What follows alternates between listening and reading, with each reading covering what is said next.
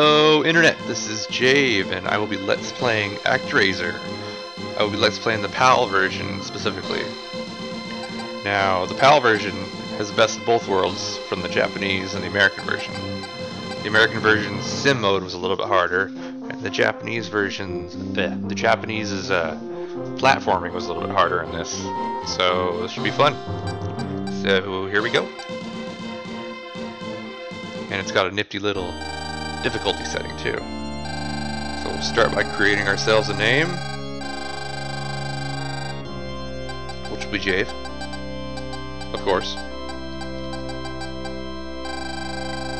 Okay, so we are Jave, god of this land, which happens to be called Earth, and the evil Tanzra, the big demon, he sealed my powers, and basically him and his buddies are running around causing trouble, so we need to go down there, kick the shit out of them, and rebuild the world. So it should be fun. So we can move, fight monsters, select our magic, and this is our status. We are level 1, lives 3, and this is options, so we will change our message speed to fastest. So if you never played this before, this is a action platformer slash sim. And there hasn't really been anything else like this. It's pretty unique. It's pretty fun too. So we will head on down there.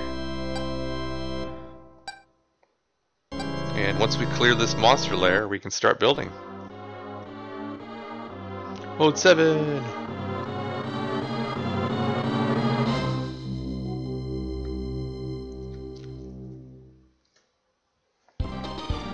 Just listen to that music. This game has awesome music. Okay, so my goal with this Let's Play is to do a max legitimately gain population. And to do that, we are going to try for a specific score, or at least, I should say. And that magic number is 20,600.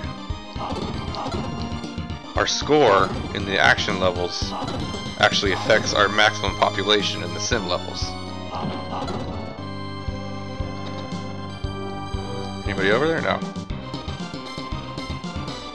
And here's an example of some of the new stuff in the Japanese version. The guy drops his little evil acorns.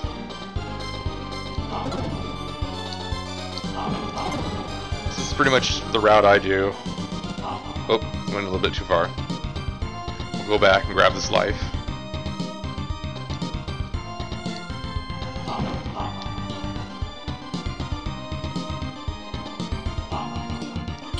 And there we go. And then from here I just kill until I run out of life, and yeah. And I just keep doing that keep doing that loop until I come up with enough score. Lives are worth 1,000 points, so I will have 5 lives after I beat the boss. So actually I only need about 15,000. So I will fast forward and see you when I'm done.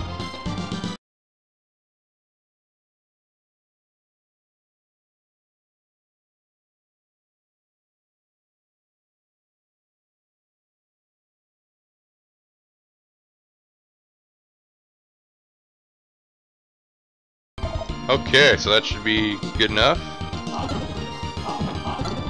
Or close enough. So just one more life down here.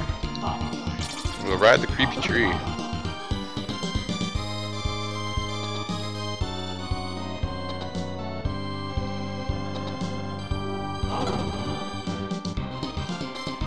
And the creepy tree's brother. We are on to our first boss, which is very easy. He only really has 2 moves, a charge move and a lightning move.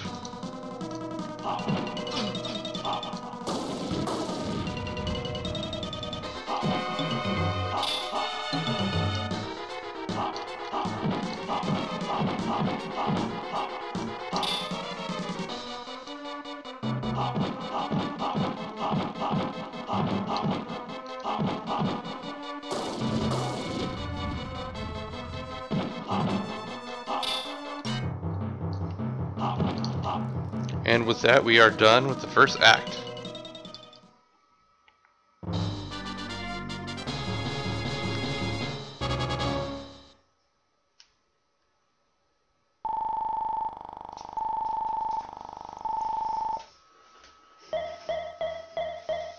Oh yeah, plenty of score.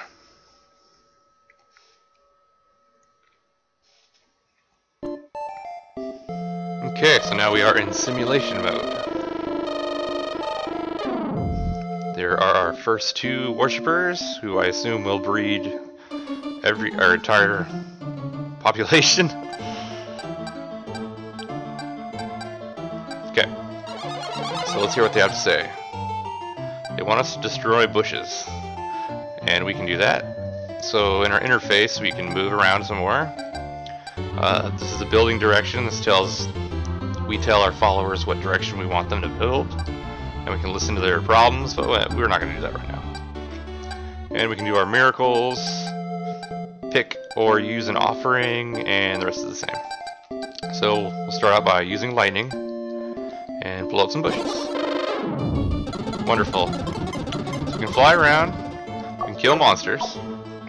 Those are the monster lairs. In the top right is our population. Underneath that is our special power that we use for our miracles, which we will use right now. That slowly recharges over time by either killing monsters or leveling up. And that hourglass in the middle, as soon as it empties, a new cycle begins. When the new cycle begins, we get some more special power if we're low. People build. And yeah, good stuff happens. So we'll tell them to build over this direction. Now there's also a hidden counter, it's called a soul counter. And every monster you kill adds 1 to that counter. You can see the little white soul heading back to the temple when you kill a guy. And we can see how many souls are in this particular monster lair. 211. So once we get to that lair and seal it, all those souls will head to the temple and become ours. And those souls are used to build houses, fields, all sorts of stuff.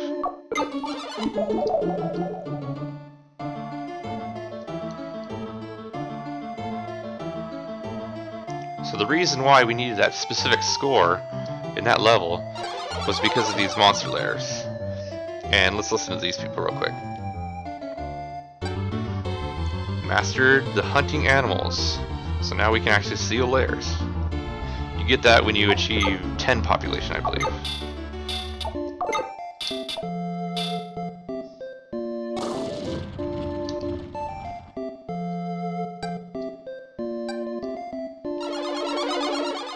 And we have got an item.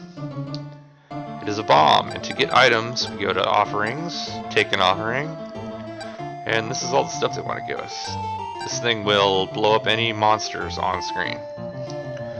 So let us do lightning 2 more times while we have the special points for it. And lightning will also kill any monsters that it hits too, the fire will.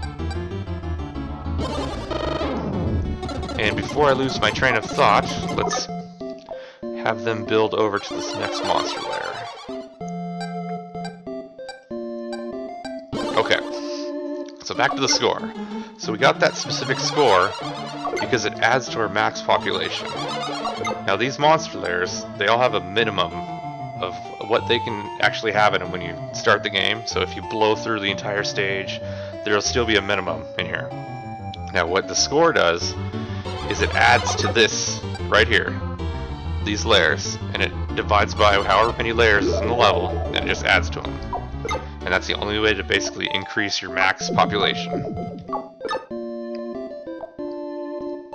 Now these houses and these fields, anything that's buildable. Oh, here we go. Sorry. Strange things have been happening. Thoughts have been coming to life. So this person is psychic, it appears, and wants us to build to these woods. At least I think that's what she said. But anyways, so what was I talking about? Max population. Okay.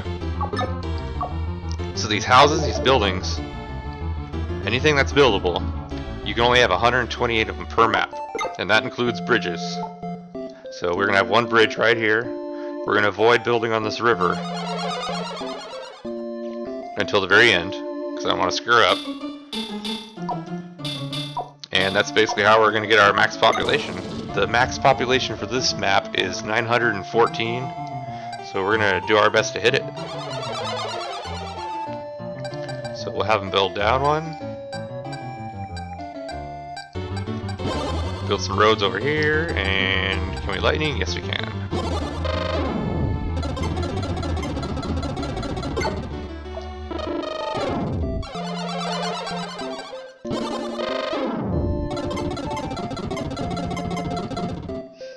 And this guy's causing problems. And one more thing I forgot to mention. When we start out at Civilization 1 for this map.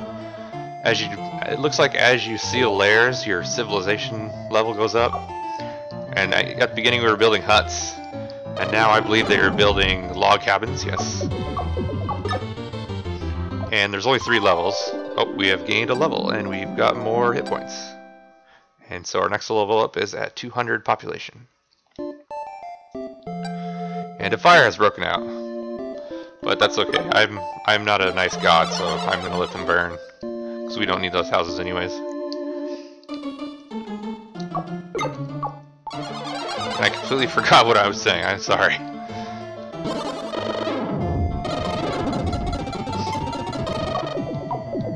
Oh yes, the civilization levels. First level, all you build are huts.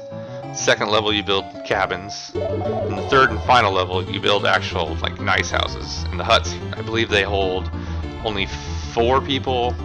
Cabins 6, and the nice houses 8. So that's basically how we get max population, is by destroying make sure all the old huts are gone, because they take up our valuable 128 mark count. And that's pretty much it. You just got to maximize land space, and we need to have them build. So we'll build into the woods.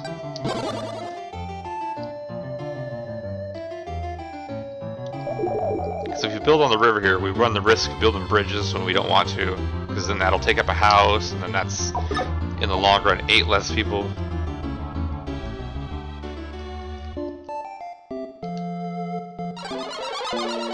And our people want to tell us something. Magic power underneath a big rock. So let us destroy said rock and see what happens.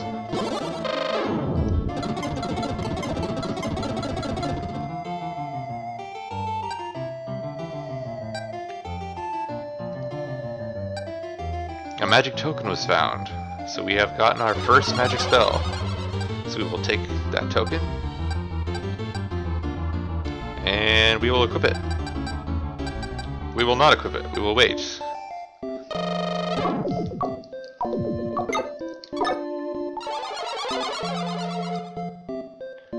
Actually, we will tell them to build south, then head back up, and head for this monster lair.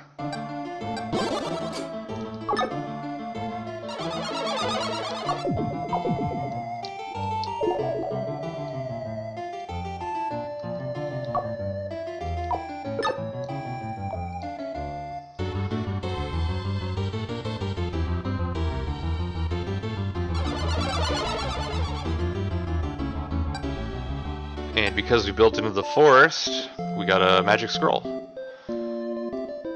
So that is a source of magic. So we will take that, and we got our first MP.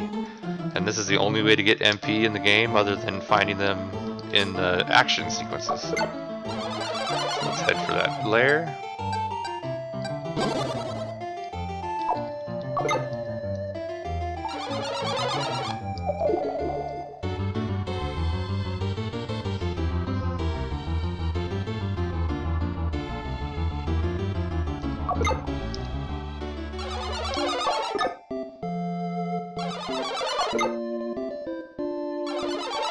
So these bats, they just kidnap people, usually everybody in a house, and these blue dragons will just straight up destroy houses.